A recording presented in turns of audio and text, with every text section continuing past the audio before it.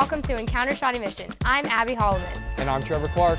Abby, what's the best way to learn and have fun at the same time? A rock and roll show, of course. Let's take a look at the Rock and Rob show at Apache Elementary. Ladies and gentlemen, Rock and Rob! Students at Apache Elementary got the privilege of attending the Rock and Rob show. The Rock and Rob show is a performance for children that combines rock and roll, learning, and dancing in a high-energy performance.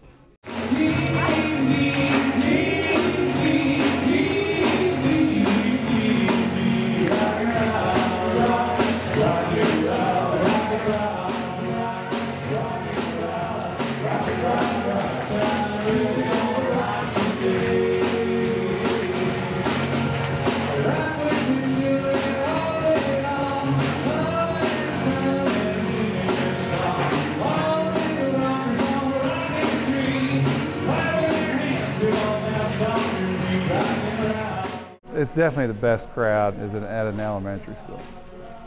It gets loud, they have a blast. The elementary schools are the most exciting venue that possibly that you could do with children. Your crowd is interested, they're responsive, it's very rewarding, and I've got 3 kids, so I understand kids. With photographer Katie Miller, this has been Erin Fellett reporting for Encounter Shawnee Mission. Hi-ya! Up next, AmeriKick Karate School visits Overland Park Elementary. I found out about AmeriKick via my kickboxing class, which is at AmeriKick. And I talked to Sensei Bob about if he would be willing to come in and teach our kids not only about martial arts, but possibly anti-bullying. To me, karate is an art form that teaches you more than just how to defend yourself. It teaches you how to be friends with people, how to be nice, how to control yourself, and it's just a great thing to experience. Everyone should experience it. I started when I was like 7, so to me it was just because it was really cool. But as I've gotten older, I realized that it was because I really wanted to learn how to defend myself. We learn 2 things in martial arts. We learn how to defend ourselves, but we also learn how to behave and discipline. So in school, if someone's being mean, I learned how to deal with that, not by fighting with them, but by going to a teacher and talking and being able to control my feelings. My favorite part of karate is being able to work out and train, but also I get to do those things with my friends every day of the week, so it's a lot of fun.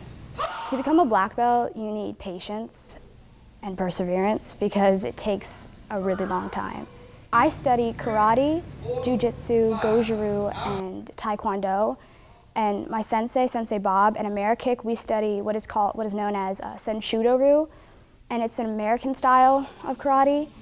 But we basically learn everything and we do everything. And then when you become a black belt, you get to pick a certain type of karate that you study.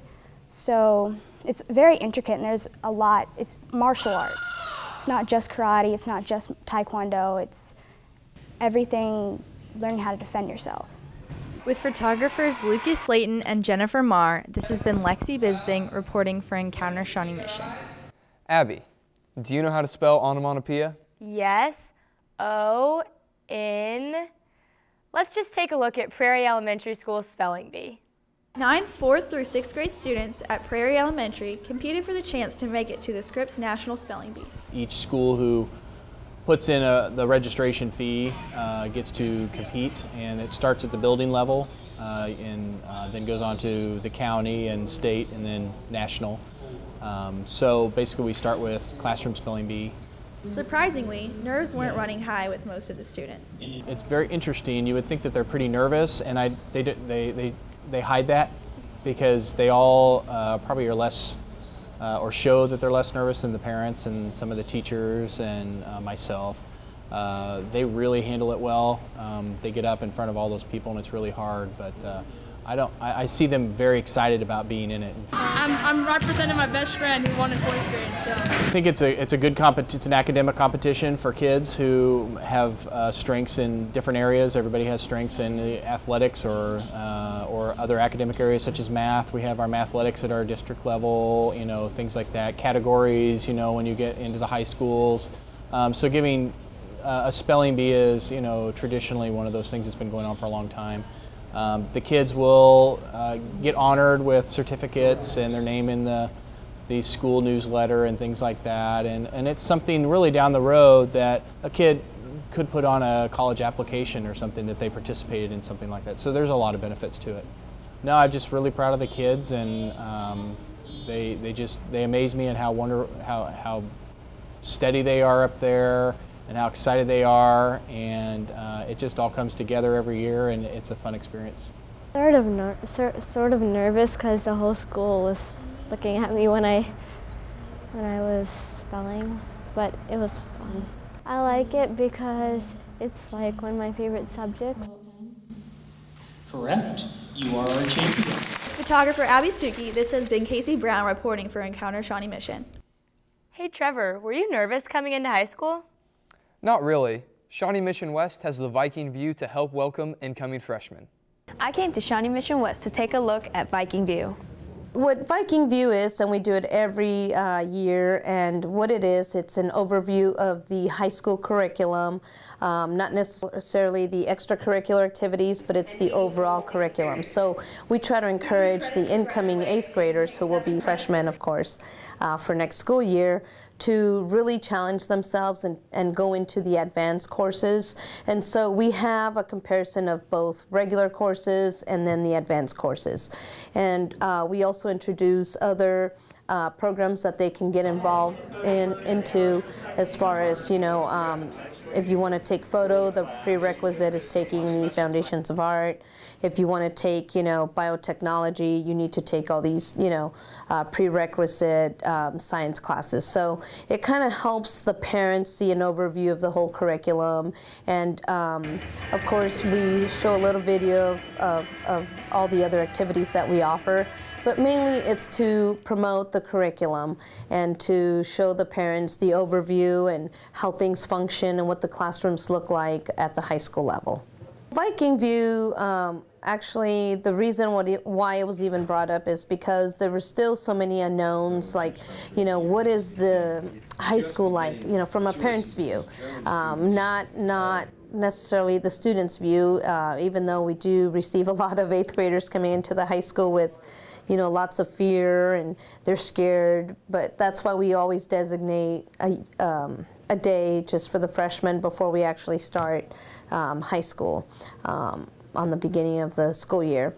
So not only do we have the freshman mentoring program, which is an excellent program to kind of match an upperclassman with a freshman, but Viking View kind of just gives the parents kind of like the overview of, hey, this is high school, and so Viking View just helps with the breakdown of all of that. Many incoming freshmen felt nervous but excited for their next school year. Well, I'm still a little scared about high school, but I kind of understand how the whole system works now as opposed to middle school, so I'm feeling a little more confident there. I'm really taking SEEK in the spring. I'm taking all honors classes and band in Spanish too, so. With photographers Tony Canizero and Hannah Yee, this has been Hannah Teicher reporting for Encounter Shawnee Mission. Have you ever wanted to know how to use social media safely? I really have. Students at Belinder Elementary School got a talk from a former FBI agent on just that. Belinder Elementary School had a special assembly sponsored on Friday by the PTA. Jeff Lanza, retired FBI agent, shared his experience and knowledge with the 4th, 5th, and 6th graders. The presentation included stories and video clips that showed the students how to stay safe on the internet. Basically, that anything you put online is there permanently. That's my first message. You can never get it back once you've hit that enter key, the send button, the share button. And you just want to think before you send out pictures, messages. Is it going to hurt somebody? Is this something that's going to reflect poorly on me, maybe now or in the future? I think I try to use stories. I try to illustrate my points with a little bit of humor so kids will pay attention. And I think for the most part, since this technology is what they use, I think they realize how it might apply in their lives, and I hope they take that message home. Parents should be talking to the kids about what they're doing online, warning them about the dangers, how to do things safely, and just like any other activity, adhere to the rules, and just parents should be kind of have general oversight. It was really important that the PTA provide this presentation because I really think especially every day there's a new app coming out. Every day there's something new that they can go on and explore and share with friends, and not just the opportunity to learn about cybersecurity with stalkers and adults that want to harm them, but also just to know how to navigate those sites, that it's healthy for them, healthy for their friends, but yet they're still sharing information and having fun. I think it's always important to monitor, as long as the computer's in your home and as long as they're children, obviously. I really still think it's important that parents keep an eye on everything. Students enjoy getting on various websites. The overall message is to stay safe. I like to get on Instagram and like Pinterest and stuff like that. You always have to be like safe, and you never know who's really who. With photographer Savvy Farrell, this has been Kevin Bainham reporting for Encounter Shawnee Mission. I remember back in the day when I was in elementary school. Oh, like when I used to cut your hair? Okay, Chris and McAuliffe just celebrated their 25th anniversary. Let's take a look. Who loves McAuliffe? McAuliffe Elementary School recently held an assembly to celebrate their 25th anniversary. The event we had today was Krista McAuliffe's 25th anniversary celebration and rededication. In fact, I think the community here has been super supportive of this building for 25 years, and I think it's nice to show them that we recognize what's been going on here, and we recognize the excellence in education, we recognize the community support and the support that we get from the district. So I think it's just a great opportunity for the kids to celebrate and to kind of tell them and educate them on exactly what it means to have been a school for 25 years. About a dozen former staff members who came back, including Dr. Grote, who was the principal here when the building was opened in 1987, which was great. So, and I think it shows the type of school building that McAuliffe is, based on the number of people we did have come back today. I think they were very excited to come back and see the building and be part of this, because I think they felt a connection when they were here. You're always looking in the district for positive things to celebrate and talk about, and I think this is a very wonderful, positive opportunity for the district to get involved with too. And just talking to some of the board members and the superintendent, you know, it puts a smile on people's face to come and celebrate things like this and have positive opportunities. To make the assembly the best it could be, it required a lot of planning on many people's parts. Each week the six of us went to with Mrs. Silverstein and worked on our paragraphs. I talked about Krista McAuliffe's early life, and some other people talked about the space program. You know, there was a lot of planning that was done to put this event together. The majority of the planning was done by our PTA. We had a committee of about a dozen or so adults who spent hours and hours getting a hold of local council people and former teachers and former administrators. So I myself didn't have a ton of things to do other than sit and watch these wonderful people do their jobs. So it was really the PTA that put it on, but when it came down to the end, it was just a matter of making sure that we had all the I's dotted and the T's crossed. So. With photographer Jack Geronimus, this has been Abby Holloman reporting for Encounter Shawnee Mission. Ni hao ma. What does that mean? It means hi, how are you in Chinese. Just a little something I picked up. Let's take a look at Comanche Elementary School and see what they learned. This is Cooper Arner here for Encounter Shawnee Mission. We're here at Comanche Elementary School to catch the Chinese acrobats. We get literature from a lot of different cultural arts and assembly companies. We had been looking at the Chinese acrobats for a long time, and we had gotten some really great reviews from other schools in the area that had used them, so we thought it would be a great assembly to bring into Comanche. Well, I hope that they gained a little bit of knowledge about China and saw that, you know, cultural experiences can include dance and acrobatics. Saw how physically fit that the acrobats were, and just enjoyment kind of to bring entertainment to their school day. Like when the guy was juggling balls and like throwing them on the ground, it looked like a ton of people going up on an elevator and then an escalator, then walking sideways, then going back down and over and over and over again. Not only did the students have an enjoyable assembly, but they also learned a little bit about Chinese culture. I already knew how to say ni hao, like shansen, sinsen means thank you. The woman with the red, I think it was like a kimono. Then when she was dancing, like when she pulled that like cape thingy over her face, her mask changed color. This is Cooper Honor signing off for Encounter Shawnee Mission. Shenzhen. Fifth graders at East Antioch Elementary School just finished up their hero reports. Let's hear from their special guest from the past. Students at East Antioch Elementary attend a presentation to help with their hero essays. The students have been studying American heroes and preparing reports about them, and we feel like they learn best when they have authentic experiences. So we were very pleased to host someone to impersonate the president, Harry Truman, and he has a lot of experience in also impersonating other people.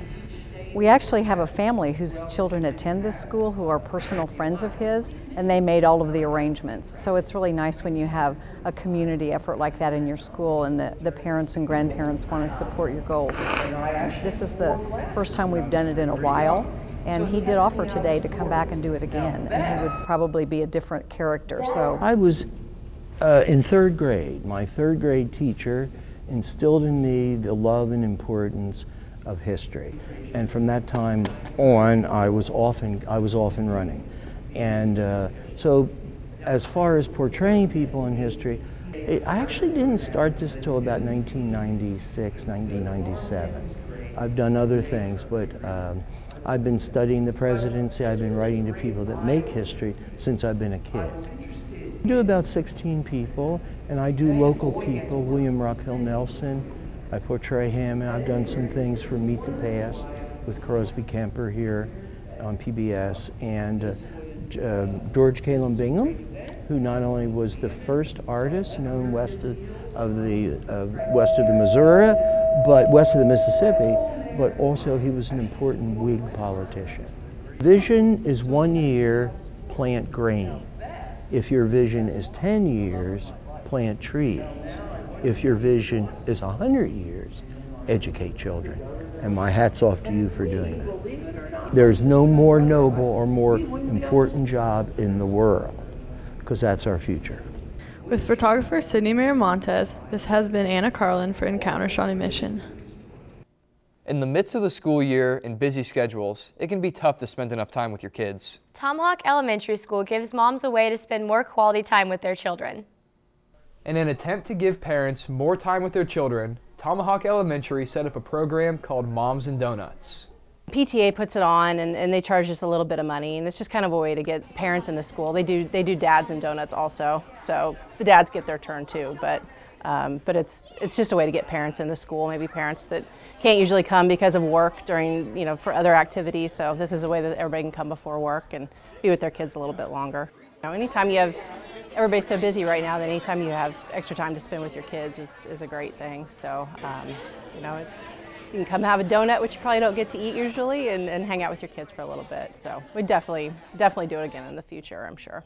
This is the second year we've done it. So last year was the first year, and I was not working here, or neither was my daughter going to school here. So I kind of took it on when my daughter came here. And I just figured I would help PTA out and do something like that and help with events such as Dads and Donuts and Moms and Donuts and Grandparents and Goodies. We had about 250 people in general, so parent-wise I think we were about 110 parents. So we went through 65 dozen donuts. Parents pay I think a quarter a donut and a quarter for a juice glass or coffee, so for a family maybe $1.50. There are some that aren't able to make it because of work schedules, and so we do have people that through our PTA or they kind of adopt their kid for the day. So we call it Moms and Donuts or Dads and Donuts, but we also say father figures or mother figures. So we've got grandpas that come up or neighbors that have come up with kids. And there are sometimes that some of our teachers step in for them if they know mom's out of town. When we asked Bella Kazuv whether she liked the donuts or the mothers better, her response was simple. My favorite part was eating donuts. This has been Trevor Clark reporting for Encounter Shawnee Mission. Hey Trevor, do you know what diversity is? I believe diversity is an old wooden ship from the Civil War era. Actually, diversity is the coming together of different cultures. Let's head over to Westridge Middle School and learn about Diversity Day. Westridge Middle School's annual Diversity Day is a chance for students to learn and share about the different cultures portrayed at the school. Well, it got started out of a 7th grade social studies project. The kids were, and this was when Westridge was on teams, and the social studies teachers would have the kids do projects on their family roots. And then the kids would come into my classroom and they were so excited about finding out the different famous people that were in their families and stuff. So I got to thinking, oh wow, this is kind of neat. Maybe it's something we can create where they could share on a regular basis. Just stop and share that and extend it from the social studies classes. Kids here, of course academics are priority, but they just glow when they can share something special about them. And that's what this day is all about. The student body has definitely changed. And I wanted to make sure that when they see performers and professionals come here, they can see, hey, you know, that's part of me. This is something I can do. Fortunately, this year, Westridge got the opportunity to watch an original 2-person dancing group from Argentina called the Dancing Gauchos. Of the Dancing Gaucho. It's an act consisting of Argentinian dance and weapons known as boleadoras. These weapons used to be used in Argentina as a method of hunting and also as a weapon to fight each other. And through the years they have evolved into an instrument of percussion, and that's what we do. We use a very dangerous piece of percussion and a piece of history from Argentina to accomplish our act called the Dancing Gauchos.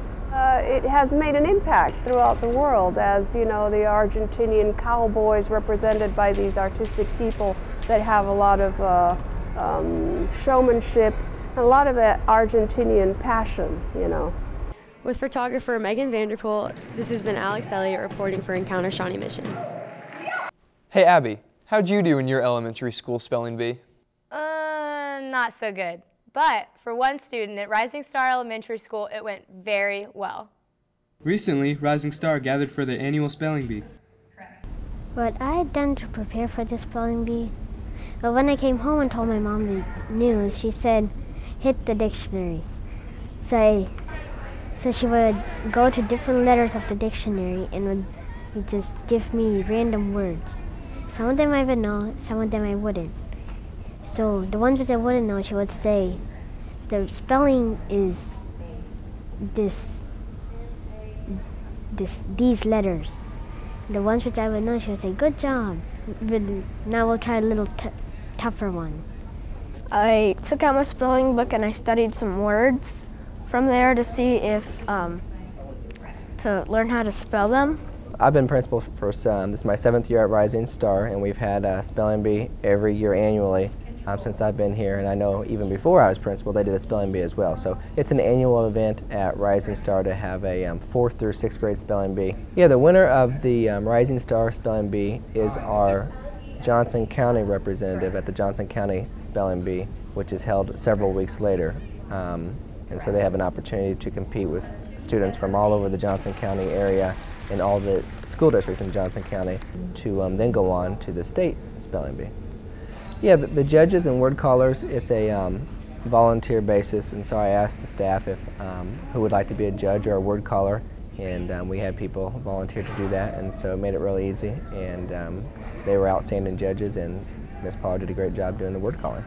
The winner will get a picture with me, the principal, and they'll be in the Stargazer, which is our monthly newsletter. And so they'll have a little write-up on their achievements of being the spelling bee winner and also the spelling bee runner-up. If you spell this word correctly, you will be our winner. If not, we start the whole round over. Okay? You're still in it. Okay, ready? Renewal. Renewal. R-E-N-E-W-A-L. That's correct.